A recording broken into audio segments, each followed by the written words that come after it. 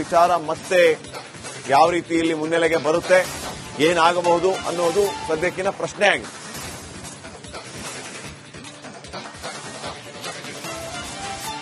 ಇನ್ನ ಮತ್ತೊಂದು ಕಡೆ ಹೈಕೋರ್ಟ್ ಆದೇಶವನ್ನ ಹೊರಡಿಸಿದ ರೀತಿ ಗಮನಿಸಿದ್ದೀರಾ, ಈ ಬಗ್ಗೆ ನೀವೇನ್ ಹೇಳ್ತೀರಾ ಅಂತ ಜಸ್ಟಿಸ್ ಪ್ರಶ್ನೆ ಮಾಡಿದ್ರು.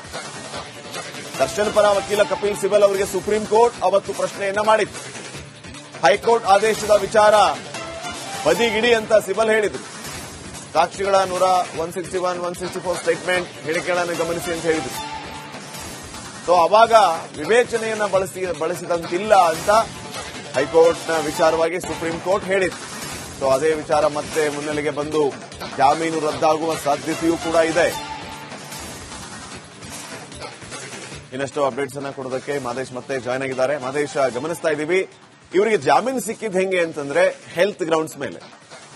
ಇವರಿಗೆ ಆಪರೇಷನ್ ಆಗ್ಲೇಬೇಕು, ಇಲ್ಲ ಅಂತಂದ್ರೆ ಲಕ್ವಾ ಹೊಡೆದು ಬಿಡುತ್ತೆ, ಪ್ರಾಣಕ್ಕೆ ಸಂಚಿಕಾರ ಆಗುವ ಸಾಧ್ಯತೆ ಇರುತ್ತೆ. ಇವೆಲ್ಲವನ್ನು ಕೂಡ ಗಮನಿಸಬೇಕು. ಬಳ್ಳಾರಿಯಲ್ಲಿ ಆ ವ್ಯವಸ್ಥೆ ಇಲ್ಲ, ಬೆಂಗಳೂರು ಕರ್ಕೊಂಡು ಬನ್ನಿ ಅಂತ ಹೇಳಿದ್ದೇನು, ಆಮೇಲೆ ಅನಾರೋಗ್ಯ, ಆಪರೇಷನ್ ಇತ್ಯಾದಿ ಇತ್ಯಾದಿ ವಿಚಾರಗಳನ್ನ ಪ್ರಸ್ತಾಪ ಮಾಡಿ ಜಾಮೀನು ಗಿಟ್ಟಿಸಿಕೊಂಡಿದ್ದೇನು. ಅದಾದ ನಂತರ ಬಿಜಿಎಸ್ ಹಾಸ್ಪಿಟಲ್ ಅಲ್ಲಿ ಇವರ ದೇಹ ಸಹಕಾರ ನೀಡ್ತಾ ಇಲ್ಲ ಆಪರೇಷನ್ಗೆ ಅಂತ ಹೇಳಿ ಆಪರೇಷನ್ ಡೇಟ್ ಅನ್ನ ಮುಂದೂಡಿದ್ದೇನು.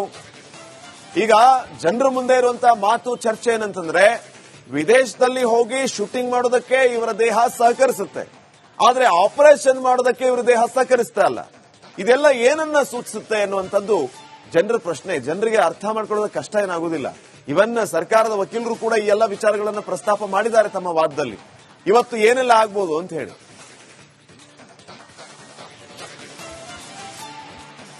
ಖಂಡಿತ ಶ್ರೀಪಾದ್, ನೀವು ಹೇಳಿರುವಂತಹ ಒಂದಷ್ಟು ಅಂಶಗಳು ಕೂಡ ಇಲ್ಲಿ ಚರ್ಚೆ ಆಗ್ಲೇಬೇಕಿದೆ. ಯಾಕಂದ್ರೆ ಆ ಒಂದು ಸಂದರ್ಭದಲ್ಲಿ ಜಾಮೀನು ಪಡೆದಂತ ಸಂದರ್ಭದಲ್ಲಿ ಎಲ್ಲೋ ಒಂದ್ ಕಡೆ ನ್ಯಾಯಾಲಯದ ಗಮನವನ್ನೇ ಬೇರೆ ಕಡೆ ಹರಿಸಿ ಇವರು ಜಾಮೀನು ಪಡೆದಿದ್ರ ಅನ್ನುವಂತ ಪ್ರಶ್ನೆ ಈಗಲೂ ಕೂಡ ಮೂಡುತ್ತೆ. ಯಾಕಂದ್ರೆ ಇಮಿಡಿಯೇಟ್ಲಿ ಸರ್ಜರಿ ಮಾಡಿಸಲೇಬೇಕು. ಯಾಕಂದ್ರೆ ದರ್ಶನ್ ಒಬ್ಬ ಸಿನಿಮಾ ನಟ, ಮುಂದಿನ ದಿನಗಳಲ್ಲಿ ಅವರು ಭವಿಷ್ಯ ಇರುತ್ತೆ, ಅವರು ಸಿನಿಮಾಗಳಲ್ಲಿ ಶೂಟಿಂಗ್ ನಲ್ಲಿ ಭಾಗಿಯಾಗಬೇಕು. ಇಮಿಡಿಯೇಟ್ಲಿ ಸರ್ಜರಿ ಮಾಡಿದ್ರೇನೆ ಅವ್ರ ಕಾಲಾಗಿರ್ಬೋದು, ಬೆನ್ನು ನೋವಾಗೋದ್ರು ಸರಿ ಹೋಗುತ್ತೆ, ಇಲ್ಲವಾದ್ರೆ ಅವರಿಗೆ ಲಕ್ವಾ ಹೊಡೆಯುತ್ತೆ, ಅವರ ಸಿನಿಮಾ ಇಂಡಸ್ಟ್ರಿಯಲ್ಲಿ ಅವರು ಮುಂದೆ ಹೋಗೋದಕ್ಕೆ ಆಗೋದಿಲ್ಲ ಅನ್ನುವಂತ ಒಂದಷ್ಟು ವಿಚಾರವನ್ನ ದರ್ಶನ್ ಪರ ವಕೀಲರು ಹೈಕೋರ್ಟ್ ನ ವಿಚಾರಣೆ ಸಂದರ್ಭದಲ್ಲಿ ಉಲ್ಲೇಖ ಮಾಡಿರ್ತಾರೆ. ಜೊತೆಗೆ ಡಾಕ್ಟರ್ ನೀಡಿರುವಂತಹ ಒಂದು ರಿಪೋರ್ಟ್ ಅನ್ನು ಕೂಡ ಕೊಡುವಂತ ಕೆಲಸವನ್ನು ಮಾಡಿರ್ತಾರೆ.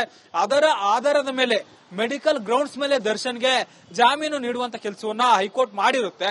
ಆದ್ರೆ ಅದಾದ್ಮೇಲೆ ಹೊರಗಡೆ ಬಂದಿರುವಂತ ಎಲ್ಲಾ ವಿಚಾರಗಳು ಕೂಡ ಈಗಾಗಲೇ ಗೊತ್ತಿದೆ.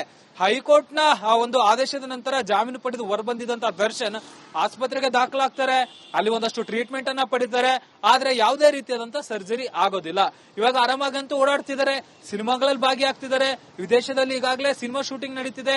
ಜೊತೆಗೆ ಅವರ ಡೆವಿಲ್ ಅನ್ನೋ ಸಿನಿಮಾ ಒಂದು ಆಕ್ಷನ್ ಸಿನಿಮಾದಲ್ಲಿ ಒಂದಷ್ಟು ಆಕ್ಷನ್ ಸೀಕ್ವೆನ್ಸ್ ಗಳಲ್ಲೂ ಕೂಡ ಭಾಗಿಯಾಗಬೇಕಾಗಿತ್ತೆ. ಹಾಗಾದ್ರೆ ಆ ಒಂದು ಸಂದರ್ಭದಲ್ಲಿ ಇದ್ದಂತ ಬೆನ್ನು ನೋವು, ಆ ಒಂದು ಸಂದರ್ಭದಲ್ಲಿ ಇದ್ದಂತ ಕಾಲು ನೋವು ಸರ್ಜರಿ ಮಾಡಿಸಿದೆಯೇ, ಈಗ ಯಾವ ರೀತಿ ಕ್ಲಿಯರ್ ಆಯಿತು ಅನ್ನುವಂತ ಪ್ರಶ್ನೆಯನ್ನ ಸರ್ಕಾರದ ಪರ ವಕೀಲರು 100% ಕೇಳಿದ್ದಾರೆ.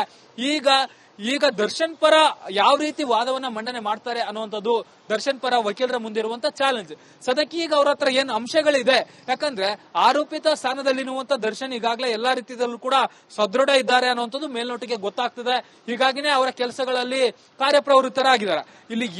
ಇಲ್ಲಿ ಯಾಕೆ ಜಾಮೀನನ್ನ ಕ್ಯಾನ್ಸಲ್ ಮಾಡಬೇಕು ಅನ್ನೋ ಅಂಶ ಅಂದ್ರೆ, ಒಂದು ಇಲ್ಲಿ ಯಾವುದೇ ರೀತಿಯಾದಂತಹ ಮೆಡಿಕಲ್ ಅಂದ್ರೆ ಸರ್ಜರಿ ಮಾಡಿಸಲೇಬೇಕು ಅನ್ನೋ ಒಂದು ಇಲ್ಲಿ ಕೋರ್ಟ್ಗೆ ಸುಳ್ಳು ಮಾಹಿತಿಯನ್ನ ಕೊಟ್ಟಿರುವಂತದ್ದು ಒಂದು ಆರೋಪ ಬರುತ್ತೆ. ಜೊತೆಗೆ ವಿಟ್ನೆಸ್ ಗಳ ಜೊತೆಯೂ ಕೂಡ ದರ್ಶನ್ ಆರೋಪಿ ಸ್ಥಾನದಲ್ಲಿರುವಂತಹ ದರ್ಶನ್ ಓಡಾಟ ಮಾಡ್ತಿದ್ದಾನೆ. ಇದರ ಜೊತೆಗೆ ದರ್ಶನ್ ಅವರು ಪ್ರಭಾವಿ ವ್ಯಕ್ತಿ ಆಗಿದ್ರು ಕೂಡ, ಜೊತೆಗೆ ಆತನಿಗೆ ಒಂದಷ್ಟು ರಾಜಕಾರಣಿಗಳ ಕಾಂಟ್ಯಾಕ್ಟ್ ಇದ್ರು ಕೂಡ ಈತ ಬೇರೆ ಮೂಲಕ ಈತ ಸಾಕ್ಷಿಗಳಿಗೆ ಬೆದರಿಕೆ ಹಾಕುವಂತ ಸಾಧ್ಯತೆ ಕೂಡ ಇರುತ್ತೆ ಅನ್ನುವಂತ ಒಂದಷ್ಟು ವಿಚಾರಗಳನ್ನ ದರ್ಶನ್ ವಿರುದ್ಧವಾಗಿ ಸರ್ಕಾರದ ಪರ ವಕೀಲರು ಒಂದಷ್ಟು ಅಂಶಗಳನ್ನ ಉಲ್ಲೇಖ ಮಾಡಿದ್ರು.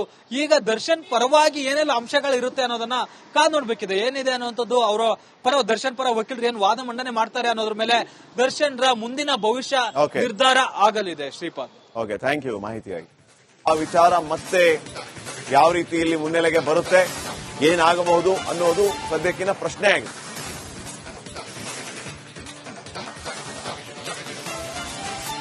ಇನ್ನ ಮತ್ತೊಂದು ಕಡೆ ಹೈಕೋರ್ಟ್ ಆದೇಶವನ್ನ ಹೊರಡಿಸಿದ ರೀತಿ ಗಮನಿಸಿದ್ದೀರಾ, ಈ ಬಗ್ಗೆ ನೀವೇನ್ ಹೇಳ್ತೀರಾ ಅಂತ ಜಸ್ಟಿಸ್ ಪ್ರಶ್ನೆ ಮಾಡಿದ್ರು. ದರ್ಶನ್ ಪರ ವಕೀಲ ಕಪಿಲ್ ಸಿಬಲ್ ಅವರಿಗೆ ಸುಪ್ರೀಂ ಕೋರ್ಟ್ ಅವತ್ತು ಪ್ರಶ್ನೆಯನ್ನ ಮಾಡಿತ್ತು. ಹೈಕೋರ್ಟ್ ಆದೇಶದ ವಿಚಾರ ಬದಿಗಿಡಿ ಅಂತ ಸಿಬಲ್ ಹೇಳಿದ್ರು. ಸಾಕ್ಷಿಗಳ 161, 164 ಸ್ಟೇಟ್ಮೆಂಟ್ ಹೇಳಿಕೆಗಳನ್ನು ಗಮನಿಸಿ ಅಂತ ಹೇಳಿದ್ರು. ಸೊ ಅವಾಗ ವಿವೇಚನೆಯನ್ನ ಬಳಸಿದಂತಿಲ್ಲ ಅಂತ ಹೈಕೋರ್ಟ್ನ ವಿಚಾರವಾಗಿ ಸುಪ್ರೀಂ ಕೋರ್ಟ್ ಹೇಳಿತ್ತು. ಸೊ ಅದೇ ವಿಚಾರ ಮತ್ತೆ ಮುನ್ನೆಲೆಗೆ ಬಂದು ಜಾಮೀನು ರದ್ದಾಗುವ ಸಾಧ್ಯತೆಯೂ ಕೂಡ ಇದೆ. ಇನ್ನಷ್ಟು ಅಪ್ಡೇಟ್ಸ್ ಅನ್ನ ಕೊಡೋದಕ್ಕೆ ಮಾದೇಶ್ ಮತ್ತೆ ಜಾಯ್ನ್ ಆಗಿದ್ದಾರೆ. ಮಾದೇಶ್, ಗಮನಿಸ್ತಾ ಇದ್ದೀವಿ, ಇವರಿಗೆ ಜಾಮೀನು ಸಿಕ್ಕಿದ್ ಹೆಂಗೆ ಅಂತಂದ್ರೆ ಹೆಲ್ತ್ ಗ್ರೌಂಡ್ಸ್ ಮೇಲೆ.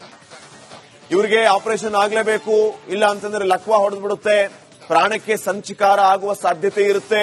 ಇವೆಲ್ಲವನ್ನು ಕೂಡ ಗಮನಿಸಬೇಕು. ಬಳ್ಳಾರಿಯಲ್ಲಿ ಆ ವ್ಯವಸ್ಥೆ ಇಲ್ಲ, ಬೆಂಗಳೂರು ಕರ್ಕೊಂಡು ಬನ್ನಿ ಅಂತ ಹೇಳಿದ್ದೇನು, ಆಮೇಲೆ ಅನಾರೋಗ್ಯ, ಆಪರೇಷನ್ ಇತ್ಯಾದಿ ಇತ್ಯಾದಿ ವಿಚಾರಗಳನ್ನ ಪ್ರಸ್ತಾಪ ಮಾಡಿ ಜಾಮೀನು ಗಿಟ್ಟಿಸಿಕೊಂಡಿದ್ದೇನು. ಅದಾದ ನಂತರ ಬಿಜಿಎಸ್ ಹಾಸ್ಪಿಟಲ್ ಅಲ್ಲಿ ಇವರ ದೇಹ ಸಹಕಾರ ನೀಡ್ತಾ ಇಲ್ಲ ಆಪರೇಷನ್ಗೆ ಅಂತ ಹೇಳಿ ಆಪರೇಷನ್ ಡೇಟ್ ಅನ್ನ ಮುಂದೂಡಿದ್ದೇನು. ಈಗ ಜನರ ಮುಂದೆ ಇರುವಂತಹ ಮಾತು ಚರ್ಚೆ ಏನಂತಂದ್ರೆ, ವಿದೇಶದಲ್ಲಿ ಹೋಗಿ ಶೂಟಿಂಗ್ ಮಾಡೋದಕ್ಕೆ ಇವರ ದೇಹ ಸಹಕರಿಸುತ್ತೆ, ಆದ್ರೆ ಆಪರೇಷನ್ ಮಾಡೋದಕ್ಕೆ ಇವರ ದೇಹ ಸಹಕರಿಸ್ತಾ ಇಲ್ಲ. ಇದೆಲ್ಲ ಏನನ್ನ ಸೂಚಿಸುತ್ತೆ ಅನ್ನುವಂಥದ್ದು ಜನರ ಪ್ರಶ್ನೆ. ಜನರಿಗೆ ಅರ್ಥ ಮಾಡ್ಕೊಳ್ಳೋದಕ್ಕೆ ಕಷ್ಟ ಏನಾಗುದಿಲ್ಲ. ಇವನ್ನ ಸರ್ಕಾರದ ವಕೀಲರು ಕೂಡ ಈ ಎಲ್ಲ ವಿಚಾರಗಳನ್ನು ಪ್ರಸ್ತಾಪ ಮಾಡಿದ್ದಾರೆ ತಮ್ಮ ವಾದದಲ್ಲಿ. ಇವತ್ತು ಏನೆಲ್ಲ ಆಗ್ಬೋದು ಅಂತ ಹೇಳಿ.